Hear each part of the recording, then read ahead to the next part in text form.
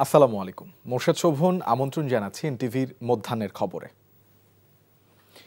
BNP chairperson ও সাবেক প্রধানমন্ত্রী বেগম খালেদা জিয়াকে উন্নত চিকিৎসার জন্য সিঙ্গাপুরে নেয়ার বিষয়ে চিন্তা করছেন তার চিকিৎসকরা। এদিকে তার স্বাস্থ্যের খোঁজ খবর নিতে এভারকেয়ার হাসপাতালে প্রবেশ করেছে এনসিপির একটি প্রতিনিধি দল। প্রতিনিধি দলে রয়েছেন এনসিপির জ্যেষ্ঠ যুগ্ম সদস্য সচিব তাসনিম জারা, দক্ষিণ অঞ্চলের মুখ্য সংগঠক হাসনাত আবদুল্লাহ ও দলটির মুখ্য সমন্বয়ক নাসির উদ্দিন পাটোয়ারি। এখন পর্যন্ত এনসিপি নেতারা এভারকেয়ার হাসপাতালের অভ্যন্তরে অবস্থান করছেন।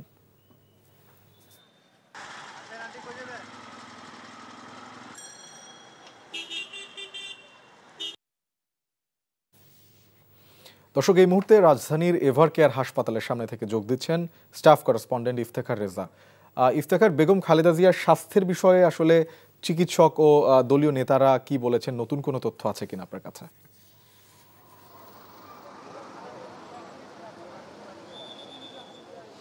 শোভন, এখন পর্যন্ত আনুষ্ঠানিকভাবে চিকিৎসকদের পক্ষ থেকে বা দলের পক্ষ থেকে আজকের যে সর্বশেষ আপডেট সেটি এখন পর্যন্ত দেওয়া হয় নাই। তবে এখন আপনি যেমনটি বললেন যে এনসিপির যারা নেতা রয়েছেন তাসনিম জারা, হাসনাত আবদুল্লাহ এবং নাসির উদ্দিন পাটোয়ারি সহ একটি প্রতিনিধি দল বেগম জিয়াকে দেখতে গিয়েছেন এভারকেয়ার হাসপাতালের ভেতরে, এবং এখন পর্যন্ত তারা হাসপাতালের অভ্যন্তরেই অবস্থান করছেন। এবং তারা যদি বের হন বা যখন বের হবেন, আমরা আশা করছি যে তাদের কাছে থেকে তারা কেমন দেখে আসলেন বেগম খালেদা জিয়াকে বা তাদের স্বাস্থ্যের সর্বশেষ কী অবস্থা বেগম জিয়ার, সেটি সম্পর্কে আমরা জানতে পারবো বলে আশা প্রকাশ করছি। তবে এর আগে গতকাল বিএনপির মহাসচিব মির্জা ফখরুল ইসলাম আলমগীর, দলের স্থায়ী কমিটির সদস্য মির্জা আব্বাস, ডক্টর আব্দুল মঈন খান এবং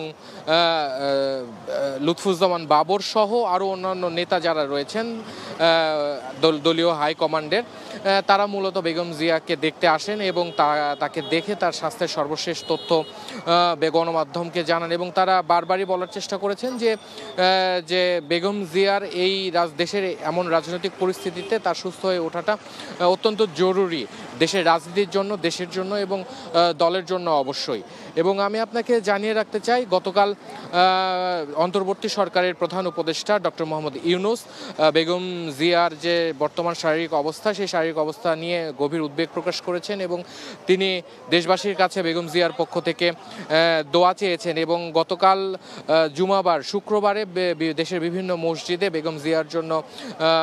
বেগম জিয়ার আরোগ্য লাভের জন্য মূলত দোয়া করা হয় এবং দোয়া কামনা করা হয় দেশবাসীর কাছে থেকে। এবং এর পাশাপাশি দলের যে ভারপ্রাপ্ত চেয়ারম্যান তারেক রহমান, তিনিও দেশবাসীর কাছে বেগম জিয়ার জন্য দোয়া চেয়েছেন।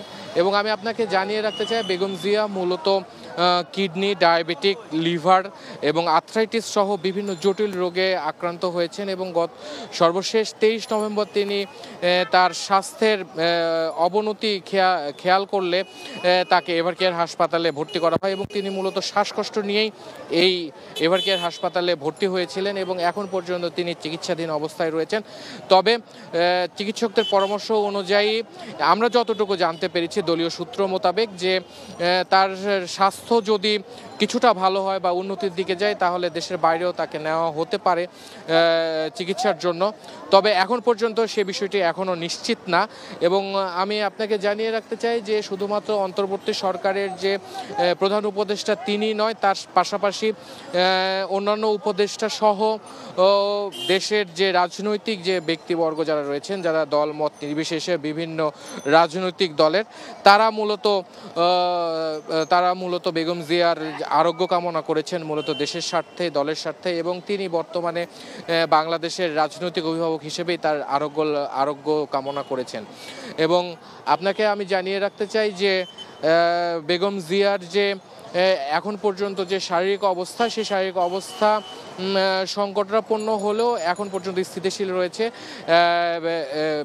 যে শারীরিক অবস্থা যে বেশি উঠানামা করার যে বিষয়টি বা অবনতিতে যাওয়ার যে বিষয়টি, সেটি মূলত রোধ করা গেছে বলে আমরা জানতে পেরেছি চিকিৎসকরা বা হাসপাতাল সূত্র থেকে। আনঅফিসিয়ালি আমরা মূলত জানতে পেরেছি এই বিষয়টি। এবং বেগম জিয়ার যে বর্তমান যে রোগগুলো রয়েছে সেই রোগগুলো নিয়ে যে চিকিৎসকরা চিকিৎসা দিচ্ছেন তারা মূলত একটি রোগের চিকিৎসা দিলে মূলত অন্য রোগের উপর সেটি যে নেতিবাচক প্রভাব ফেলছে বলে আমরা জানতে পেরেছি এবং তার যে বর্তমান যে তার যে স্বাস্থ্যের যে অবস্থা বা শারীরিক অবস্থা সেই শারীরিক অবস্থা নিয়ে মূলত দেশের সর্বস্তরের জনগণ উদ্বেগ প্রকাশ করছেন এবং হাসপাতালের সামনে যে রাজনৈতিক নেতাকর্মী যারা এসেছিলেন গতকাল পর্যন্ত তাদেরকে না আসার জন্য বা ভিড় না জমানোর জন্য মূলত অনুরোধ করা হয়েছে এবং তার যে শারীরিক অবস্থা সেই শারীরিক অবস্থা অতি দ্রুতই উন্নতির দিকে যাবে বলে প্রত্যাশা করছে বিএনপি এবং আবারও জানাতে চাই যে তারা বেগম জিয়ার জন্য সার্বক্ষণিক দোয়া চেয়েছেন দেশবাসীর কাছে। তো এই ছিল এভারকেয়ার হাসপাতাল থেকে বেগম খালেদা জিয়ার শারীরিক অবস্থার সর্বশেষ তথ্য। দর্শক, আমরা এতক্ষণ জানছিলাম বেগম খালেদা জিয়ার চিকিৎসার খবরাখবর।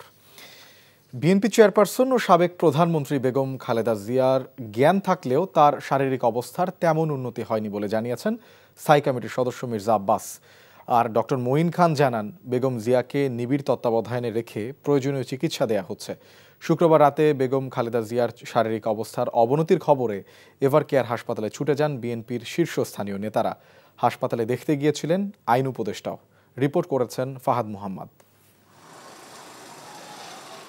শুক্রবার রাতে হঠাৎ শারীরিক অবস্থার অবনতি ঘটে রাজধানীর এভারকেয়ার হাসপাতালের সিসিইউতে চিকিৎসাধীন বিএনপি চেয়ারপারসন ও সাবেক প্রধানমন্ত্রী বেগম খালেদা জিয়ার। খবর শুনে রাতে হাসপাতালে ছুটে আসেন বিএনপি মহাসচিব মির্জা ফখরুল ইসলাম আলমগীর, স্থায়ী কমিটির সদস্য মির্জা আব্বাস, ডক্টর আব্দুল মঈন খান, আমির খসরু মাহমুদ চৌধুরী, সাবেক স্বরাষ্ট্রমন্ত্রী লুৎফুজ্জামান বাবর, সালাউদ্দিন কাদের চৌধুরীর ছেলে হুমাম কাদের চৌধুরী সহ বিএনপি শীর্ষ নেতৃবৃন্দ। হাসপাতালে বেগম জিয়াকে দেখে বিএনপি নেতারা জানান, জ্ঞান থাকলেও বেগম জিয়ার শারীরিক অবস্থা তেমন উন্নতি হয়নি, প্রয়োজন আরও উন্নত চিকিৎসার। কতটুকু স্টেবল এটা ডাক্তাররা বলতে পারবে। যে অত্যাচারটা ওনার উপরে হয়েছে বিগত সরকারের সময়, তার রেজাল্ট আমরা এখন পাচ্ছি। এখন দেখতে পাচ্ছি তাকে ওনার এই ভালো থাকে এই খারাপ থাকে, এই ভালো থাকে এই খারাপ থাকে। তো উনি এই মুহূর্তে আমার কাছে আমি পার্সোনালি মনে করতেছি যে এই মুহূর্তে উনি স্টেবল নন। তো আরো একটু ইমপ্রুভ চিকিৎসা পেলে হয়তো ভালো হবেন, ভালো থাকতে পারেন। তাকে নিবিড় পর্যবেক্ষণে রাখা হয়েছে এবং প্রতিনিয়ত তার বিভিন্ন যে প্যারামিটারগুলো সেগুলো তারা স্টাডি করছেন এবং সেই অনুযায়ী তারা ব্যবস্থা নিচ্ছেন। দেশবাসীর জন্য খালি একটাই অনুরোধ করব, ম্যাডামের জন্য দোয়া করবেন। ম্যাডাম গত 17 বছর দেশের জন্য লড়াই করে গেছে। এখন আমাদের টার্ন, আমাদের এখন কাজ হচ্ছে কি ওনার জন্য দোয়া করা। প্রধান উপদেষ্টার নির্দেশে রাতে এভারকেয়ার হাসপাতালে বেগম জিয়াকে দেখতে আসেন আইন উপদেষ্টা অধ্যাপক আসিফ নজরুল। এ সময় তিনি বেগম জিয়ার চিকিৎসকদের সাথে কথা বলেন এবং তার স্বাস্থ্যের খোঁজখবর নেন। এদিকে বিএনপির পক্ষ থেকে বলা হয়েছে, বেগম খালেদা জিয়ার স্বাস্থ্য সংক্রান্ত বিষয়ে দায়িত্বশীলতা বজায় রেখে যাচাই বাছাই ছাড়া কোনো তথ্য প্রচার না করতে। পাশাপাশি হাসপাতালের ভেতরে নেতাকর্মীদের ভিড় না করার নির্দেশনা দেওয়া হয় দলের পক্ষ থেকে। Fahad Mohammad, NTV news, Dhaka. মায়ের কাছে যাওয়ার আকাঙ্ক্ষা থাকলেও রাজনৈতিক বাস্তবতায় এটি একক সিদ্ধান্তের বিষয় নয় বলে জানিয়েছেন বিএনপির ভারপ্রাপ্ত চেয়ারম্যান তারেক রহমান। ফেসবুক স্ট্যাটাসে মায়ের রোগ মুক্তির জন্য দোয়া চেয়ে তারেক রহমান জানান, গুরুতর অসুস্থ বেগম খালেদা জিয়া হাসপাতালের নিবিড় পরিচর্যায় রয়েছেন। তার রোগ মুক্তির জন্য দেশ জুড়ে দলমত নির্বিশেষে সবার দোয়া চলছে বলেও উল্লেখ করেন তিনি। স্ট্যাটাসে আরও বলেন, রাজনৈতিক পরিস্থিতি অনুকূলে এলেই স্বদেশ প্রত্যাবর্তনের দীর্ঘ প্রতীক্ষার অবসান ঘটবে বলে আশাবাদী তারেক রহমানের পরিবার। ফরিদপুরের আলফাডাঙ্গায় বিএনপির 2 গ্রুপের পাল্টাপাল্টি কর্মসূচি ঘোষণাকে কেন্দ্র করে 144 ধারা জারি করেছে উপজেলা প্রশাসন। বিকেল 3টায় আলফাডাঙ্গা আসাদুজ্জামান বালিকা উচ্চ বিদ্যালয় মাঠে উপজেলা বিএনপির আয়োজনে দলের ভারপ্রাপ্ত চেয়ারম্যান তারেক রহমানের 31 দফা প্রচার ও ধানের শীষের পক্ষে জনসভার আয়োজন করা হয়।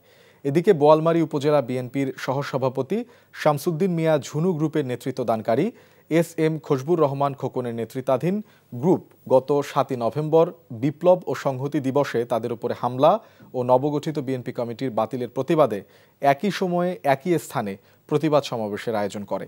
পাল্টাপাল্টি এই কর্মসূচিকে কেন্দ্র করে উপজেলা প্রশাসন 144 ধারা জারি করে।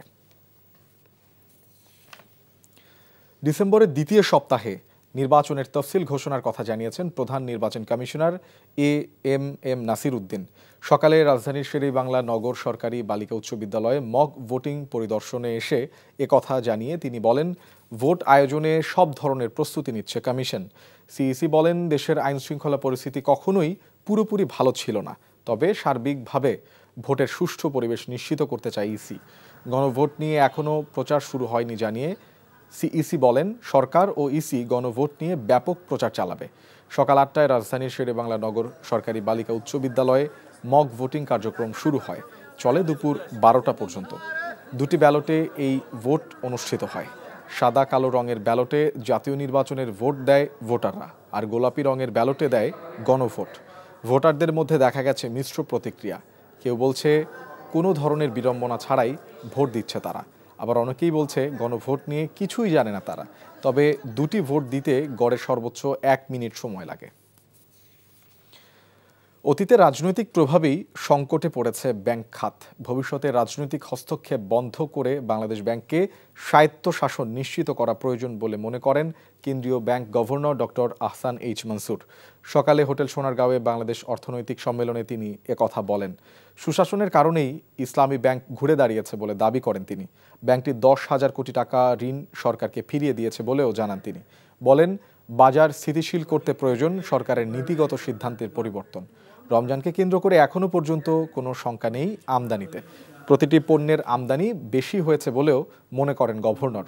ডলারের কোনো সংকট নেই বলে উল্লেখ করেন বাংলাদেশ ব্যাংক গভর্নর। 35% ঋণ খেলাপিকে অকল্পনীয় বলেও মন্তব্য করেন আহসান এইচ মনসুর। ধাপে ধাপে ব্যাংকিং খাতের সকল সমস্যা সমাধান করা হবে বলে আশাবাদ তার। আমরা 14টা ব্যাংকের বোর্ড ভেঙে সেখানে সুশাসন প্রতিষ্ঠার চেষ্টা করেছি এবং রেজাল্ট আমরা পাচ্ছি। আমরা যদি দেখি ইসলামী ব্যাংকের যে দুরবস্থা ছিল, সেখান থেকে ইসলামী ব্যাংক আজকে কোথায় ঘুরে দাঁড়িয়েছে। আমরা ইসলামী ব্যাংকে 10,000 কোটি টাকা লোন দিয়েছিলাম, তারা সেই লোনটা 10,000 কোটি টাকা ফেরত দিয়ে দিয়েছে। কিসের বদৌলতে? গুড পারফরমেন্স, গুড গভর্নেন্স, আর তো কিছু না।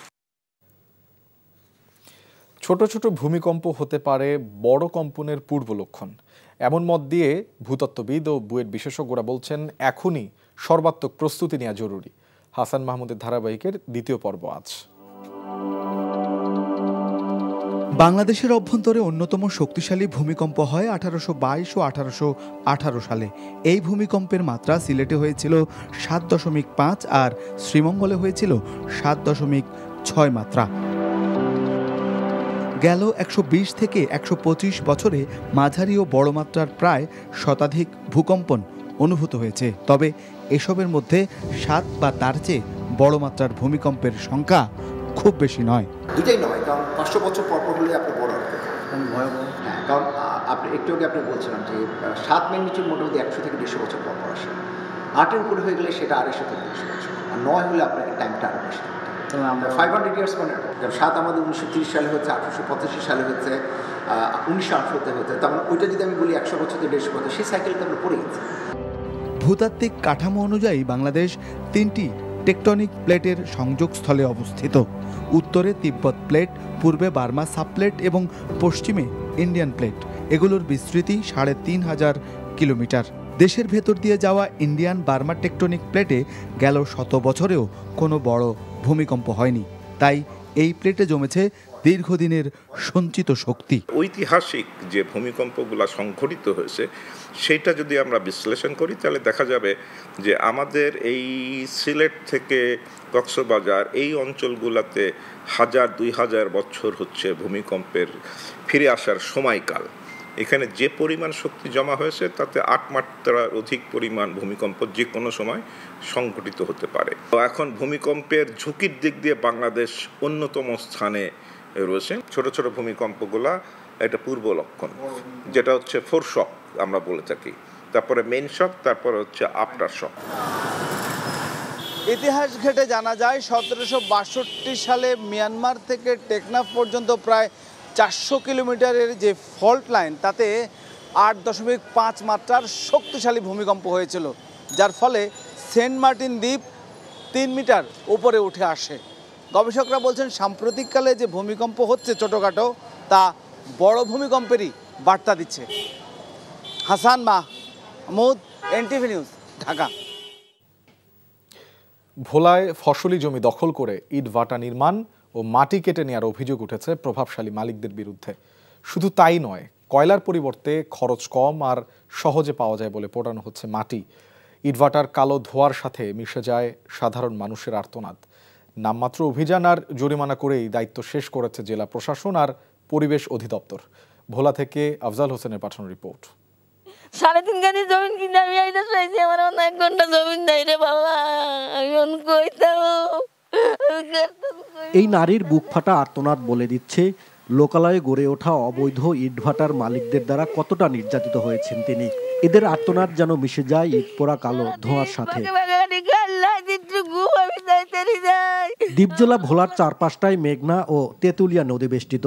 একই সাথে এখানে সরকারিভাবে করা বনায়নের সংখ্যাও কম নয়। বৈধ অবৈধ মিলিয়ে শতাধিক ইটভাটা রয়েছে এই জেলায়। ইটভাটা করার ক্ষেত্রে লোকালয়, শিক্ষা প্রতিষ্ঠান ও বনায়ন এলাকা বাদ দেওয়ার কথা থাকলেও এখানকার চিত্রটা ভিন্ন। বৈধ অবৈধের তোয়াক্কা করে না অনেকেই। ইটভাটার জ্বালানি হিসাবে কয়লা ব্যবহারের কথা থাকলেও কাঠ ব্যবহার করছেন ভাটার মালিকরা। শুধু তাই নয়, ভাটার আশপাশের জমি দখলের অভিযোগও আছে মালিকদের বিরুদ্ধে। হুমকি দিয়ে আপনার জায়গাতে আমাকে উড়িয়ে দিব, আমাকে জায়গা দিয়ে দিতাম। ওনার শক্তি দিয়ে এই জমিটা উনি আজকে দীর্ঘ 5 থেকে 6 বছর দখল করে খাইতেছে। পাশাপাশি উনি ওই জমি থেকে রাতে আধারে আপনার মাটিও কাইটা নিয়ে গেছে। পরিবেশ এলাকারা ঝামেলা করে, প্রতি বছর 3 লাখ 4 লাখ টাকা নেয়। যারা অবৈধভাবে মানুষের জমি, ফসলের জমি দখল করে ইটভাটা মাটি নেয়, সে ব্যাপারে আমাদের সমিতির কোনো কিছু করার নাই।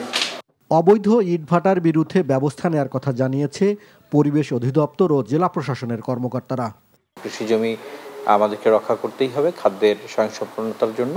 তো এই বিষয়ে যে আইনগত বিধান আছে, যে আইন আছে ইট পণ্য নিয়ন্ত্রণ আইন, এই আইন অনুযায়ী আমরা ব্যবস্থা গ্রহণ করব। এবছরও একই পদ্ধতি থাকবে, যেগুলো শিক্ষা প্রতিষ্ঠানের কাছে বা আবাসিক এলাকায় কাছে জনবসতি আছে অবৈধ ইটভাটা, এগুলো আমরা ভেঙে দেব। অবৈধ ইটভাটার মালিকদের বিরুদ্ধে ব্যবস্থা নেওয়ার আহ্বান স্থানীয়দের। একই সাথে বৈধ ইটভাটায় জ্বালানি হিসেবে কাঠ ব্যবহার না করারও দাবি তাদের। NTV news desk. বিপিএলে ফিক্সিংয়ের বিষয়ে এখনও ইন্টিগ্রিটি ইউনিটের তদন্ত প্রতিবেদনের অপেক্ষায় বিসিবি। আইসিসির নির্দেশিকা মেনেই বিসিবি সময় নিচ্ছে বলে জানিয়েছেন বিসিবি পরিচালক ইফতেখার রহমান মিঠু।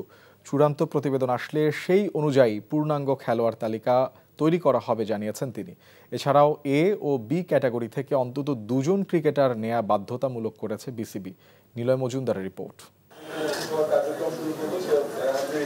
খেলায় স্বচ্ছতা ফিরিয়ে আনার জন্য বিসিবি সভাপতি জিরো টলারেন্সের কথা জানালেও এখনও পাওয়া যায়নি গত বিপিএলের ফিক্সিংয়ের তদন্ত প্রতিবেদন। তবে কোনো প্রকার সিদ্ধান্ত নেওয়ার আগে অ্যালেক্স মার্শালের ইন্টিগ্রিটি ইউনিটের চূড়ান্ত প্রতিবেদনের অপেক্ষায় বিসিবি। এছাড়াও এ ও বি ক্যাটাগরি থেকে অন্তত 2 জন খেলোয়াড় নেওয়া বাধ্যতামূলক করতে যাচ্ছে গভর্নিং কাউন্সিল। আইসিসির এটা তো আমাদের গভর্নিং কাউন্সিলের বাইরে। এটা অ্যাজ আ বোর্ড ডিরেক্টর আমি বলতে পারি we are following the ICC procedure. এখন যে আপনারা সবাই জানেন তদন্ত কমিটিতে হয়তো লোকজনের নাম আছে, এটা আছে। এখন এটা যতক্ষণ এটা কমপ্লিট হয়ে আমাদের না বলবে আমরা তো কোনো অ্যাকশনে যেতে পারি না। এটা এটা এটা এটা এখন পর্যন্ত আমি জানি না, এটা বোর্ড প্রেসিডেন্ট আর অ্যালেক্স মার্শাল উনি বলতে পারবে। আসন্ন আসরে থাকছে না আইএমজি, তবে ইভেন্ট ম্যানেজমেন্ট প্রতিষ্ঠান না থাকলেও গত আসরে আয়োজনের ঘাটতিগুলো এই আসরে কাটিয়ে তোলার কথা জানিয়েছেন এবিসিবি পরিচালক। ট্রান্সএশিয়া হচ্ছে দুবাই বেসড কোম্পানি, যারা আপনার এই যে সব Emirates cricket board, PCL, ILT20 আরও অনেক জায়গায় ওরা করছে, যেটা আপনারা দেখবেন এখন ILT20 করলে তাদের কোয়ালিটি অ্যান্ড দিয়ে দেখবেন এই। কিন্তু মধ্য কথা দেবের দ্য লোয়েস্ট, সো আমার কোনো অপশন ছিল না অন্য কাউকে দেওয়ার। লোয়েস্টের বাইরে তো আমরা যাব না। আগামী 26শে ডিসেম্বর সিলেট পর্ব দিয়ে শুরু হবে BPL. Niloy Majumdar, NTV news, Dhaka. দর্শক, এই মুহূর্তে রাজধানীর এভারকেয়ার হাসপাতালের সামনে থেকে যোগ দিচ্ছেন আমাদের স্টাফ করেসপন্ডেন্ট ইফতেখার রেজা। ইফতেখার, বেগম খালেদা জিয়ার স্বাস্থ্যের বিষয়ে আপনি যেমনটি জানাচ্ছিলেন আমাদের আগের লাইভে, এখন নতুন কি তথ্য রয়েছে আপনার কাছে?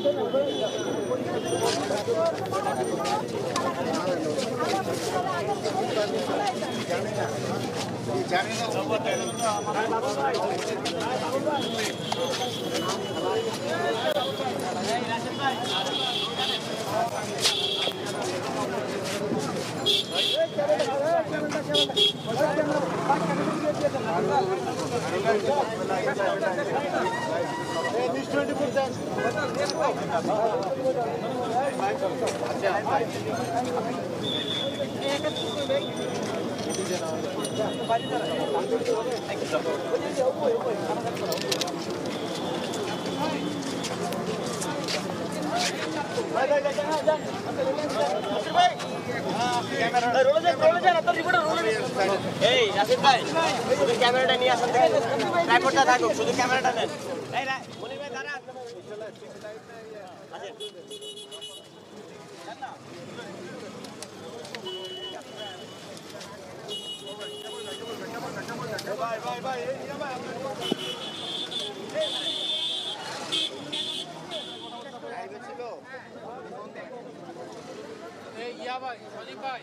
আবার রোল দেন তো ভাই, আপনার তো কাজ না।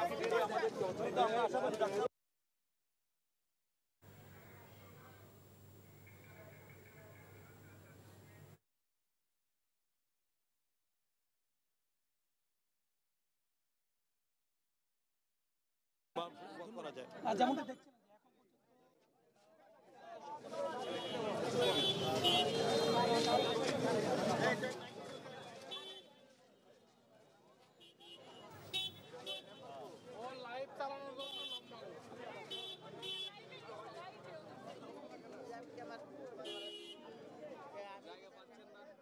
দর্শক, আমরা বেগম খালেদা জিয়ার স্বাস্থ্যের বিষয়ে জানতে এই মুহূর্তে রয়েছি রাজধানীর এভারকেয়ার হাসপাতালের সামনে।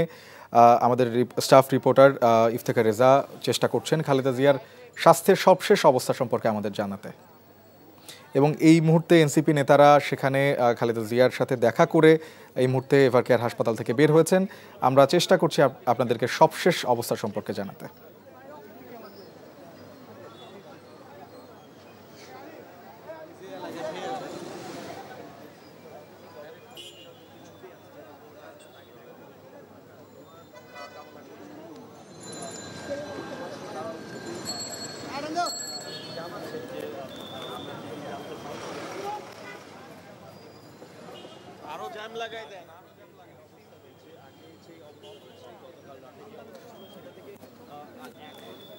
দর্শক, গতকাল রাত থেকেই খালেদা জিয়ার স্বাস্থ্যের অবনতি হওয়ার কারণে বিএনপি সহ বিভিন্ন দলের নেতাকর্মীরা আসলে সেখানে এভারকেয়ার হাসপাতালে তাকে দেখতে গিয়েছিলেন, এবং আমরা জেনেছি যে আইনি উপদেষ্টাও গিয়েছিলেন। এই মুহূর্তে সকালে এনসিপির নেতারা তাকে দেখতে এভারকেয়ার হাসপাতালে গিয়েছিলেন, এবং সেখানে তাকে দেখে মূলত আসলে এইমাত্র এভারকেয়ার হাসপাতাল থেকে তারা বের হয়েছেন, এবং তারা আসলে সবশেষ কী অবস্থা দেখেছেন এবং এই মুহূর্তে আসলে খালেদা জিয়ার আপডেট সম্পর্কে আমরা জানতে রয়েছি এভারকেয়ার হাসপাতালে, এবং সেখানে রয়েছেন আমাদের স্টাফ করেসপন্ডেন্ট। আমরা চেষ্টা করছি খালেদা জিয়ার স্বাস্থ্যের আপডেট সম্পর্কে জানতে।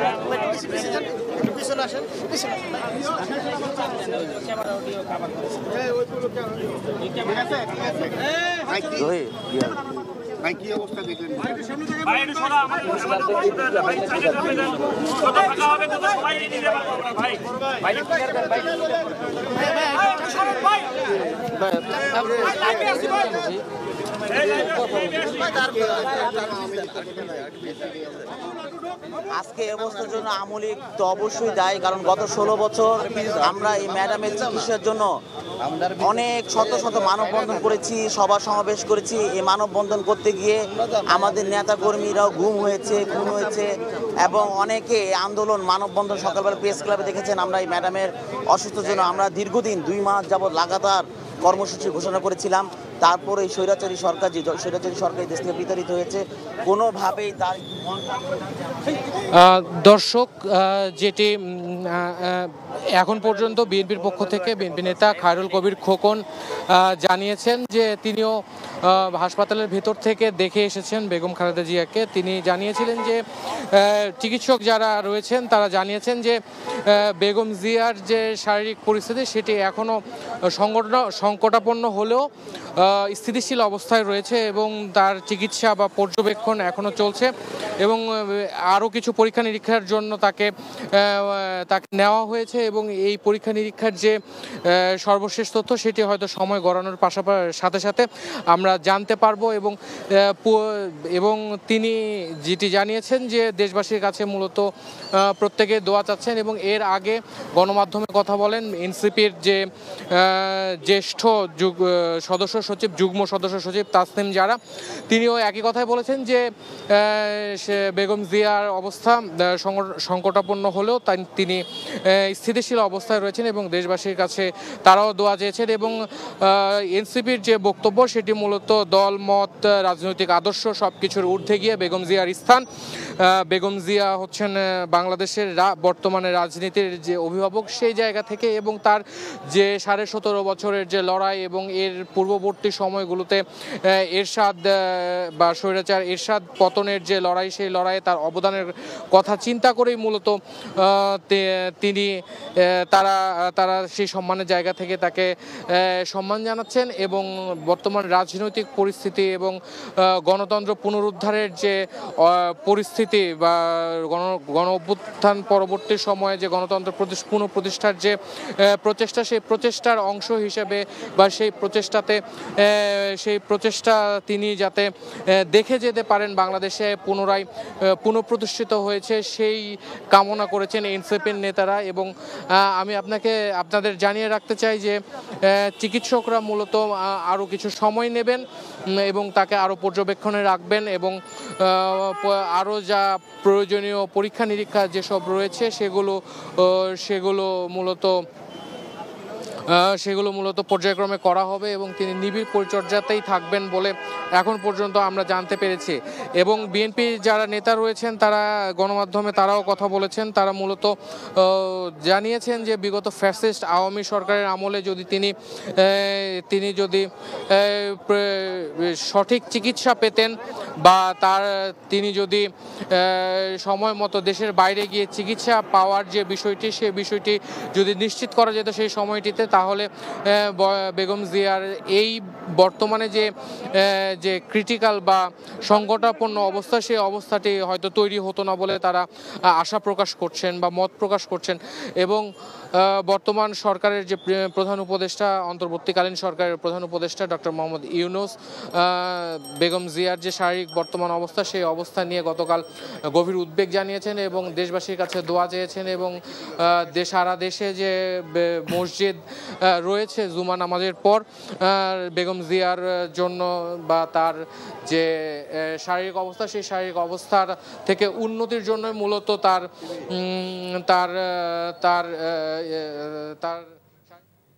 দর্শক আমরা জানছিলাম বেগম জিয়ার স্বাস্থ্যের সর্বশেষ খবরাখবর এবং এই সাথে শেষ করছি মধ্যাহ্নের খবর। এই খবরের ভিডিও সহ আপডেট জানতে ভিজিট করুন এনটিভি অনলাইন www.ntvbd.com। এছাড়াও এনটিভির জনপ্রিয় সব অনুষ্ঠান ও খবরের আপডেট জানতে ভিজিট করুন আমাদের ইউটিউব ও ভেরিফাইড ফেসবুক পেজ। দুইটায় দুপুরের খবর দেখার আমন্ত্রণ রইল। ধন্যবাদ সবাইকে।